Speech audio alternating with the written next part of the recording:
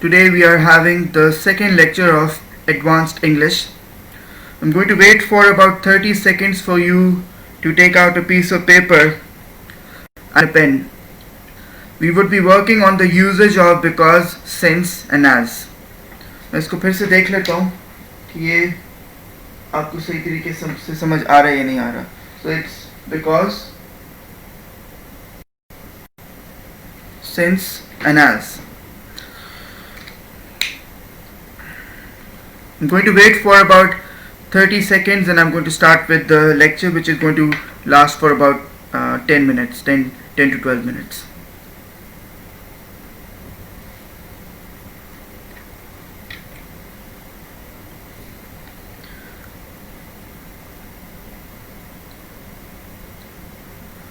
If you have people who want to work on this, please share this video for people who have problems with making complex sentences.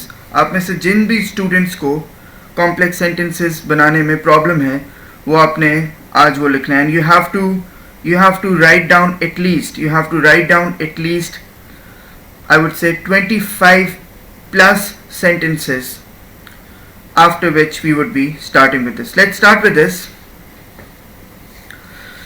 Now what do you see? You can see that there is a statement which has been given. He studied a lot, so he got a good score. He studied a lot, so he got a good score. उसने बहुत पढ़ा, इसलिए उसका एक अच्छा score आया. Right? उसने बहुत पढ़ा, इसलिए उसका एक अच्छा स्कोर आया. आपने बोला है इसलिए. ठीक है? This is basically a compound sentence because you're using a coordinating conjunction. Coordinating conjunctions कौन से होते हैं मैं फिर से बता देता हूँ. fan boys, for, and, nor, but, or, yet, so जब भी यूज होंगे तो उनको आप कहेंगे fan boys. अब हर चीज को आपने हमेशा तो so के साथ यूज नहीं करना होता. Now I'm going to read one more sentence and you can see the sentence over here. He got a good score because he studied a lot. He got a good score because he studied a lot. उसका एक अच्छा score आया क्योंकि उसने बहुत पढ़ा. अब ये सेंटेंस बिकॉज को हम में से मेजॉरिटी लोग बहुत आसानी से यूज कर सकते हैं. अगर आप इसको ध्यान से समझें, बिकॉज का यूजेज बहुत कॉमन है. अगर आप अपने एसेस पढ़ेंगे, आप बोलने में देखेंगे तो आप में से मेजॉरिटी लोग बिकॉज बोल रहे होंगे, बिकॉज लिख रहे होंगे. आपको इतना मुश्किल या मसला नहीं होगा बिकॉज को यूज करने में. मगर एक चीज आइल्स के अंदर या आपकी राइटिंग का कोई भी आपके राइटिंग का कोई भी एग्जाम है, आपकी स्पीकिंग का कोई भी एग्जाम है, एक चीज होती है जिसको कहते हैं ग्रामेटिकल रेंज. उसको कहते हैं ग्रामेटिकल रेंज एंड एक्यूरेसी. तो है ना कि आप your sentences are correct. Range का मतलब है कि क्या आप अपने ही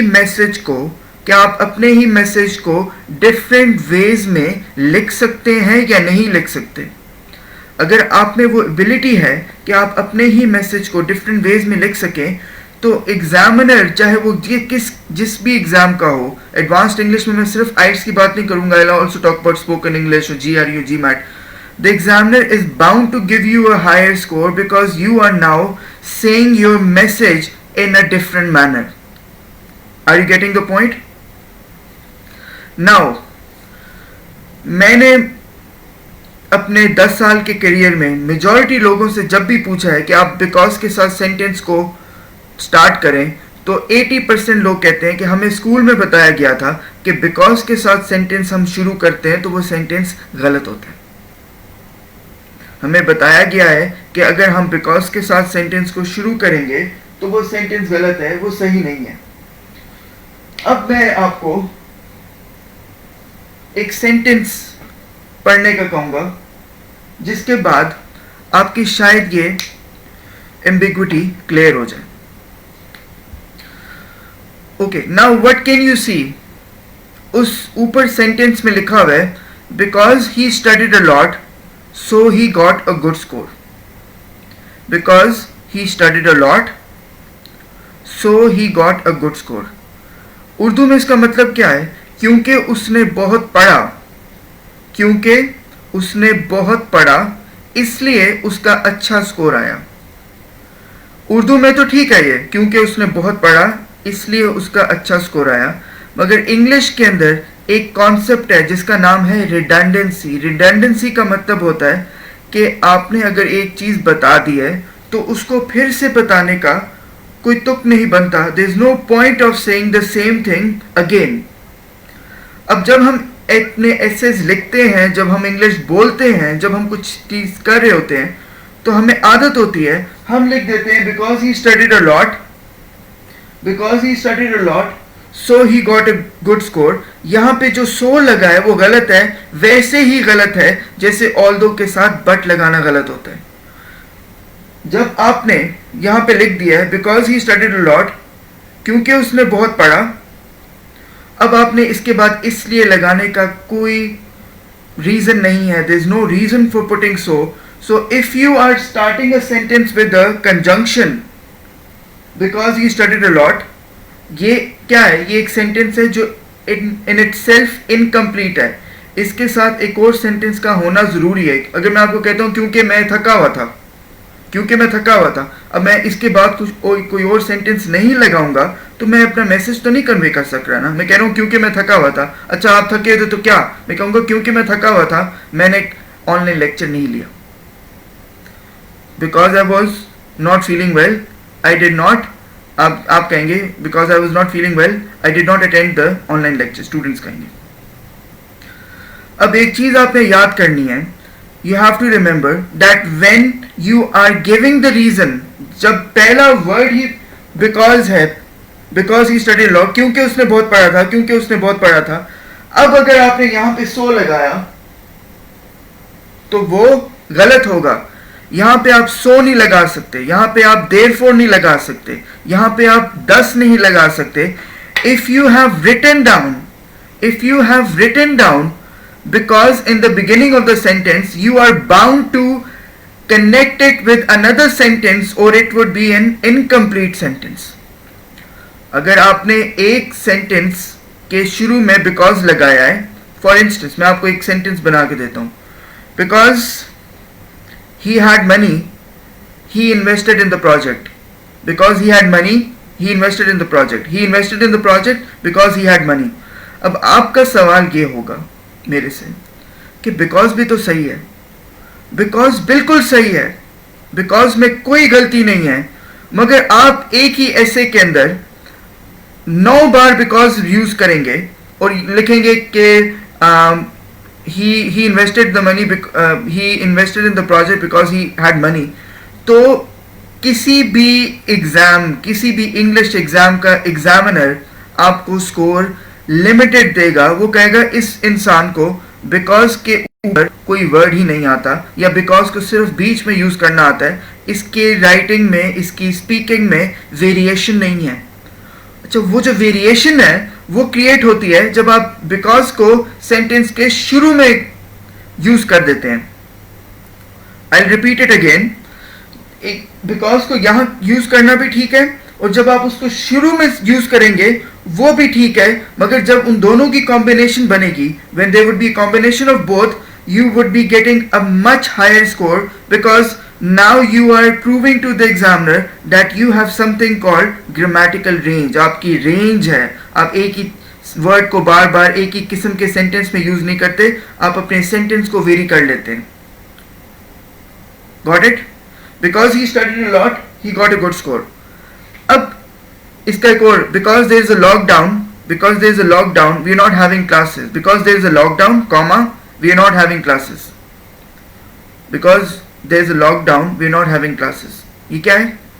ये कॉम्प्लेक्स सेंटेंस. आप ये भी लिख सकते थे, we are not having classes because there is a lockdown. Now एक तो हमने देख लिया कि उस सेंटेंस को, because को सिर्फ सेंटेंस के बीच में नहीं यूज कर सकते. We can also use because in the beginning of the sentence.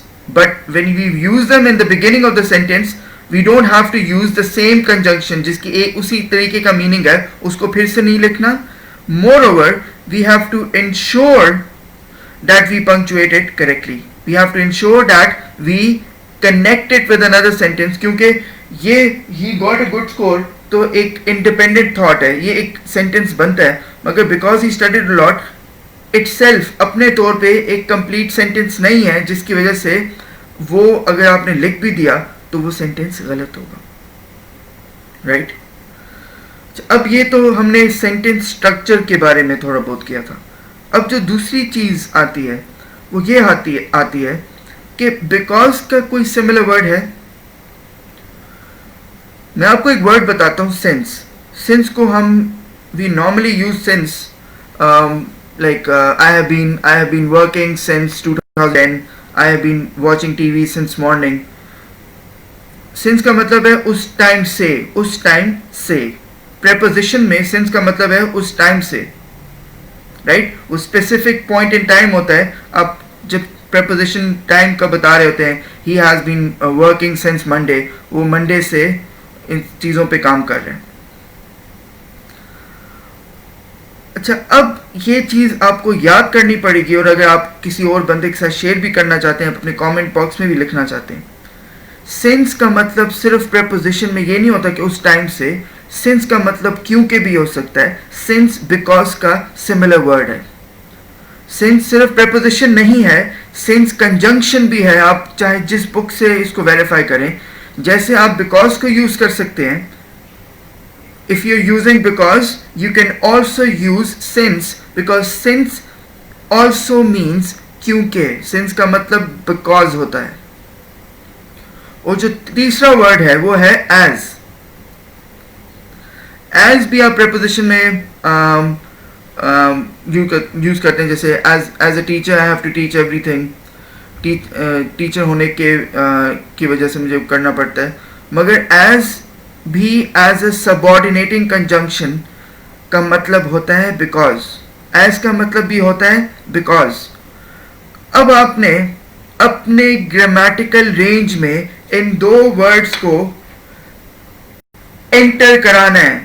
ये जो दो वर्ड्स आप देख रहे हैं, वालेकुम, आपने इन दो वर्ड्स को एंटर करना है. अगर आपकी स्पीच में, अगर आपकी रिटन एक्सप्रेशन में सिर्फ बिकॉज है, आज के दिन के बाद वो बिकॉज पे लिमिटेड नहीं रहेगा. आज के बाद आप सिंस भी यूज करेंगे, एज भी यूज करेंगे. अब एक सवाल ये भी आएगा कि हम तो जब बोलते हैं तो हम हैबिचुअल है कि सो भी यूज कर देंगे. हाँ, उर्दू में जैसे हम बोलते हैं ना, क्योंकि आज बहुत बारिश हो रही थी इसलिए मैं वहां नहीं गया, because it was raining so I did not गो. ये बिकॉज को सो के साथ यूज करना गलत है. बिकॉज को सो के साथ यूज करना गलत है. Because it was raining I did not go there. मगर अब आपको ये भी पता है कि सिर्फ बिकॉज को यूज नहीं करना. You can also use since and you can use as. एक ऐसे लिख रहे हैं, आप कुछ बोल रहे हैं, अगर आप बिकॉज को 9 बार आपने क्योंकि लिखना है तो 3 बार बिकॉज लिखा, 2-3 बार सिंस लिखा. और this is not something which you can just do by taking one lecture. This is not something you can do by only writing down 2 sentences. आप देखेंगे जब आप कोई एग्जाम अटेम्प्ट कर रहे होंगे तो हम अपने पूरे पोटेंशियल पे अटेम्प्ट इसलिए नहीं करते क्योंकि एंजाइटी उधर आ जाती है. Now you have to ensure one thing. वो इंश्योर ये करना है कि आपने बिकॉज के साथ 25 सेंटेंसेस बनाने हैं और उन सारे 25 सेंटेंसेस को सिंस के साथ रिप्लेस कर देना है. तब जाके आपको फील होगा कि अब मुझे सिंस यूज करना आ गया. फिर आपने 25 सेंटेंसेस बिकॉज के साथ बनाने हैं, फिर एज के साथ उसको रिप्लेस करना है. फिर 25 कर लेंगे तो उसके बाद 50, उसके बाद 100. You have to keep on working on it. Now I'm going to show you this sentence once more. Because he studied a lot, he got a good score. आप इसको since के साथ replace करें. Since he studied a lot, ये preposition नहीं है. इसका मतलब नहीं है कि उस टाइम से. इसका मतलब है क्योंकि. इसका मतलब क्या है? इसका मतलब है क्योंकि. Because का मतलब है since. Since का मतलब है as. Now I'm replacing because with since. Since he studied a lot, he got a good score. He got a good score since he studied a lot. अच्छा लग रहा है? Yes, अच्छा लगेगा. जब आप यूज करेंगे आपको इससे भी ज्यादा अच्छा लगेगा. As he studied a lot, he got a good score, and then it is he got a good score as he studied a lot.